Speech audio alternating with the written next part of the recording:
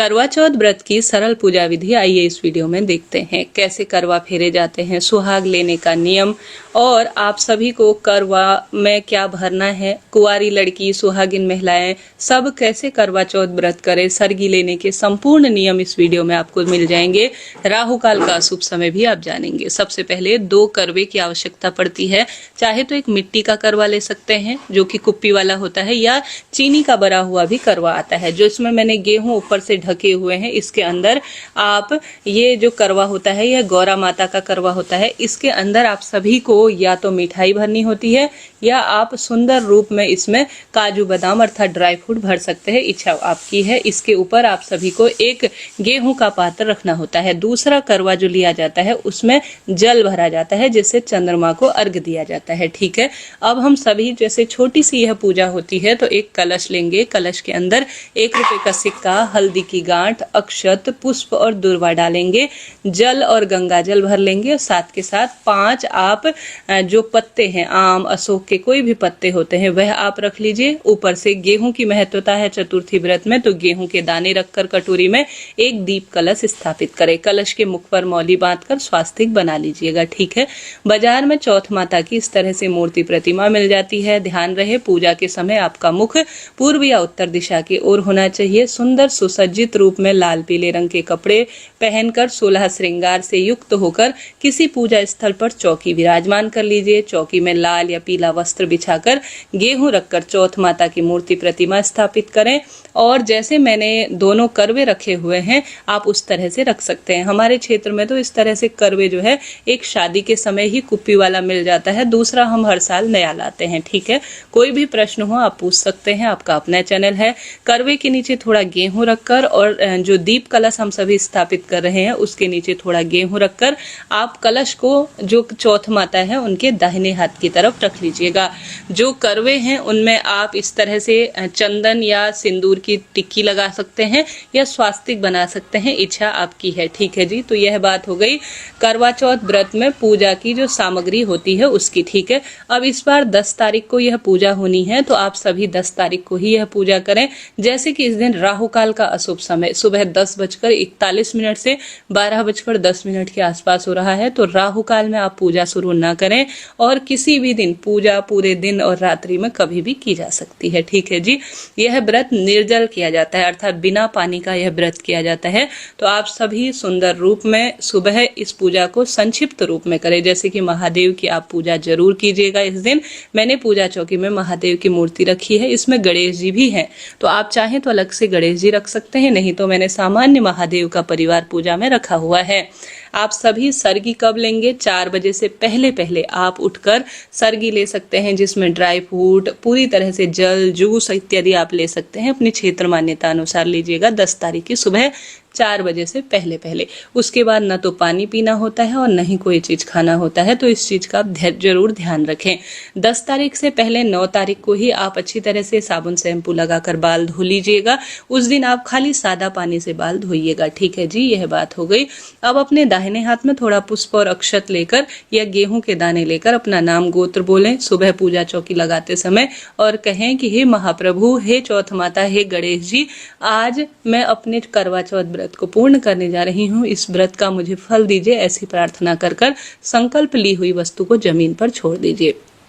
बाजार से लाई हुई सामग्री पर जल का छींटा स्नान का भाव करते हुए आप छीटन करें। उसके बाद चौथ माता की जय, ओम श्री गणेशाय नमः कहते हुए जो गणेश जी की मूर्ति प्रतिमा है उसमें महादेव भी विराजमान है, उन पर रोली, चंदन, मोली, अक्षत इत्यादि सब चीजें समर्पित कर दीजिएगा। अब हम सभी के पास जो मूर्ति प्रतिमा है चौथ माता की, उस पर भी आप जो भी देवी देवता उसमें विराजमान है, सूर्य देवता, चंद्र देवता और सब, उन पर भी आप रोली, चंदन, मोली, अक्षत समर्पित करें। गर्भवती महिला सुबह सरल सी पूजा कर कर इस व्रत में चाय पानी पी सकती हैं, कोई दिक्कत नहीं। देखिए, गर्भवती महिला परेशान न हो, नहीं तो गर्भस्थ शिशु पर इसका असर पड़ेगा। कुंवारी लड़की भी चाहे तो निर्जल व्रत करे, नहीं तो सामान्य सरल तरीके से इस व्रत को आप कर लीजिएगा। ठीक है, स्क्रीन पर आप देख पा रहे हैं सरल सी पूजा होती है, कठिन पूजा नहीं है। पुष्प समर्पित करें। गणपति गजानन आपने विराजित किए हैं, तो मेरी तो उसमें ही है शिव परिवार, तो मैं वहीं पर यज्ञोपवीत, सुपारी, दुर्वा कलवा सभी चीजें समर्पित कर रही हूँ, पुष्पमाला इत्यादि समर्पित कर रही हूँ। अब इस पूजा में वस्त्र रूपी कलावा समर्पित कर कर अपनी इच्छा अनुसार सरल सी पूजा कीजिएगा। सास के लिए इस दिन थाली निकाल ली जाती है, जो कि अपनी सास के लिए सगुन की थाली होती है। साइड में मैंने रखी हुई है नई साड़ी, आपकी सास सूट पहनती है तो सूट ले लीजिए। उसके ऊपर आप सभी जो है 11, 21, 51 जितने भी आपके पास पैसे हैं, आप अपनी अच्छा अनुसार 500, 1100, 11,000 जितना आप रखना चाहते हैं उतनी रख सकते हैं। और उनके लिए सुहाग सामग्री, सुहागिन है तो लीजिएगा, नहीं तो सामान्य रूप से आप रख लीजिएगा। सास की थाली अलग से आपको रखनी होगी। चौथ माता के लिए नई चुन्नी इत्यादि आप रख लीजिए। दान करने के लिए आप इस तरह से कम ज्यादा जितनी भी आपके पास चूड़ी, मेहंदी, बिंदी, यह बाद में आप अपनी देवरानी, जेठानी, सुहागिन महिला या पंडिता इनको दान करते हैं तो सौभाग्य इससे निरंतर बढ़ता चला जाता है। तो सास के लिए एक थाली अलग से निकाले, थोड़ा बहुत आप माता, चौथ माता के लिए अलग से रखें सुहाग सामग्री, बाद में से दान करें। दान का जो व्रत होता है सुहाग का, दान करने से ही पूर्ण माना जाता है। तो इस तरह से सुहाग सामग्री आप रखिएगा। इसके साथ ही पूजा में रही कमी के लिए कुछ दक्षिणा रखें, बाद में से दान कर दीजिए। भोग आप मिठाई, खीर, हलवा, मौसमी फल का गणेश जी और चौथ माता को समर्पित करें। अपने हाथ में गेहूं के दाने लेकर गणेश जी और चौथ माता की व्रत की कथा सुने। इसके बाद इन दानों को आप अपने दुपट्टे में बांध लीजिए और उसके बाद आप सूर्य देवता और जो है चंद्र देवता को अर्घ दीजिएगा। ठीक है, इस तरह से यह सरल सी पूजा की जाती है। अब आप सभी को सुंदर रूप में कथा इत्यादि का श्रवण कर लेना है और पूरे दिन भर में आपको निर्जल निराहार ही व्रत रखना है। इस व्रत की पूजा कब की जाती है? कई भक्तजन इस पूजा को 10 बजे कर लेते हैं, कई भक्तजन शाम के समय करते हैं। तो इस बार जो है चंद्र उदय का समय 8:12 के आसपास बताया जा रहा है।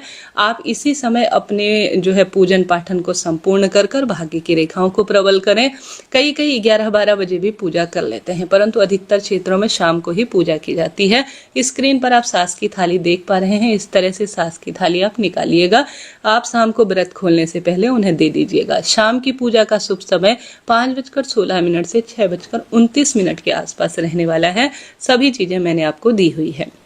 अब माता, चौथ माता को आप कैसे सिंदूर समर्पित करेंगे? जो आपका अंगूठी, जो जिससे रिंग फिंगर कहा जाता है, उसमें आप सभी नीचे से ऊपर की ओर 7 बार या 5 बार आप चौथ माता को इस तरह से सुहाग समर्पित करेंगे। ठीक है, सुहाग समर्पित करने से सौभाग्य बढ़ता है, ऐसी मान्यता है। अपने शादी का सिंदूरा भी यहाँ पर रखेंगे और सुंदर भाव सच्चे मन से आप सिंदूर समर्पित करेंगे।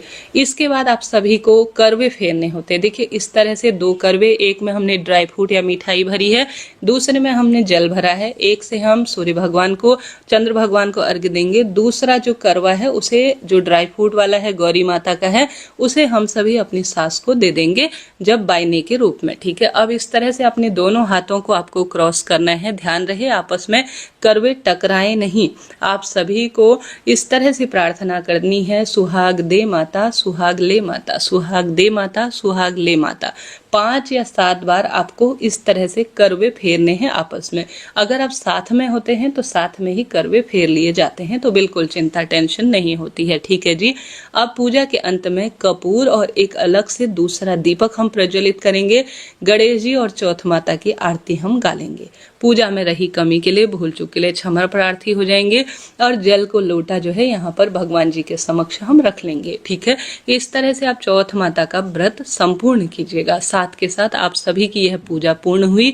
अब आपने माता को जो सिंदूर समर्पित किया है अपने दुपट्टे से, आप सभी उस सिंदूर को चौथ माता से लेकर अपने दुपट्टे से अपने माथा पर, अपने मस्तक पर, अपने सिंदूर पर लगा लीजिएगा और प्रार्थना करनी है कि हे माता, हमें अखंड सौभाग्य दीजिए, वंश वृद्धि दीजिए और सौभाग्य हमारा बनाए रखें। ऐसी प्रार्थना करते हुए अब शाम को जब चंद्र देवता दिखाई दे तो आप सभी को चंद्र देवता को, जो आपने गेहूं लिए थे कथा सुनते समय, चंद्र देवता के समक्ष दीपक लगाकर आप सभी को चंद्र देवता को इसी जल से अर्घ देना है। चंद्र देवता का पूजन कैसे किया जाता है, चैनल पर जल्द ही वीडियो आएगा। इस तरह से आपको यह पूजा कर लेनी है चंद्र देवता की। अब आप सभी को यह जो दीपक है इसमें से 3 बार जल घुमाकर जमीन पर छोड़ छोड़ देना है, भगवान जी को इसी दीप और धूप से आरती दिखानी है और इसी से जो है घर में पूरी तरह से इसको घुमाना है। अपने पति को शाम को आपको तिलक लगाना है, उनके हाथ में रक्षा सूत्र बांधनी है, उनके चरण स्पर्श कर कर उनसे भी आशीर्वाद लेना है। पति भी अपनी पत्नी को गिफ्ट जरूर दे। इस तरह से करवा चौथ व्रत की यह सरल सी पूजा होती है। लड़कियां भी इसी तरह से व्रत पूजन करें, गर्भवती महिला भी इसी सरल विधि से व्रत पूजन को संपूर्ण करें। अपनी सास को प्रणाम कर कर उनको बायना देकर ही आप चंद्र देवता को अर्घ देकर अपने व्रत को खोलिएगा। ठीक है जी, इस तरह से यह बात थी। मैंने आपको पूरी बात बता दी कि करवा चौथ व्रत का कैसे पूजन इत्यादि किया जाता है। फिर भी कोई प्रश्न हो तो आप पूछ सकते हैं, आपका अपना प्रश्न है। जो चैनल है करवा चौथ व्रत सरल पूजा होती है, कोई कठिन पूजा नहीं है। बहुत बड़ा इसे बना दिया गया है, परंतु यह सरल नियमों के तहत की जाती है। और इस दिन आप सभी दान पुण्य जैसे सुहाग सामग्री जरूर से अपने परिवार में अपनी देवरानी जेठानी पंडिताइन को दान में दीजिएगा, तभी आपका व्रत सफल माना जाएगा। करवा चौथ व्रत निर्जल किया जाता है। रात को चंद्रमा को देखकर जल चढ़ाकर ही अपने व्रत को आपको खोलना होगा। इसी तरह से आपको पूजा विधि रखनी है। राधे राधे, हर हर महादेव। भूल चूक के लिए क्षमा प्रार्थी हो जाइएगा और आपकी